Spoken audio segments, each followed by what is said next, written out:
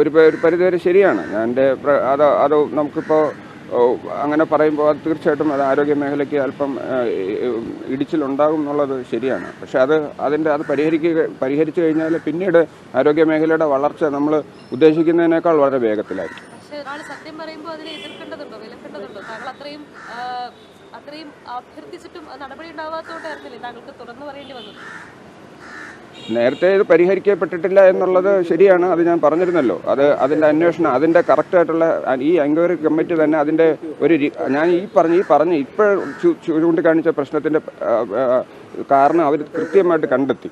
അത് കളക്ടറേറ്റിൽ ആ ഫയൽ മുടങ്ങിക്കിടന്നാണ്. 2 മാസം കളക്ടറേറ്റിൽ ഫയൽ മുടങ്ങിക്കിടന്നു എന്ന് പറഞ്ഞാൽ ഒരു ചികിത്സയ്ക്ക് ആവശ്യമായിട്ടുള്ള ഒരു അടിയന്തര ഫയൽ 2 മാസം എങ്ങനെയാണ് കളക്ടറേറ്റിൽ മുടങ്ങിക്കിടക്കുക? എന്നിട്ട് അന്ന് ഞാൻ പ്രശ്നം ഉണ്ടാക്കി അതേ രാത്രിയിൽ തന്നെ അത് സോൾവായി.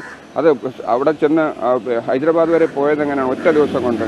അതുപോലെ തന്നെ ആവശ്യപ്പെട്ടിരുന്ന വേറെ ഒരു 30 ഡിഗ്രി ടെലിസ്കോപ്പ് എന്ന് പറഞ്ഞ വേറൊരു സാധനവും അന്ന് തന്നെ ഇന്നലെ എൻക്വയറി നടക്കുന്ന അതേ സമയത്ത് ആശുപത്രിയിൽ തന്നെ എത്തിച്ചു. എങ്ങനെയാണ് ഇത്ര വേഗത്തിൽ അപ്പം നടക്കുന്നത്? മാസങ്ങളും വർഷങ്ങളും മുടങ്ങിക്കിടക്കുന്ന ഈ നടപടികൾ എങ്ങനെയാണ് ഒറ്റ ദിവസം കൊണ്ട് ശരിയാകുന്നത് ഇങ്ങനെ പ്രശ്നം ഉണ്ടാക്കുമ്പോൾ? അപ്പോൾ പ്രശ്നം ഉണ്ടാക്കിയാലേ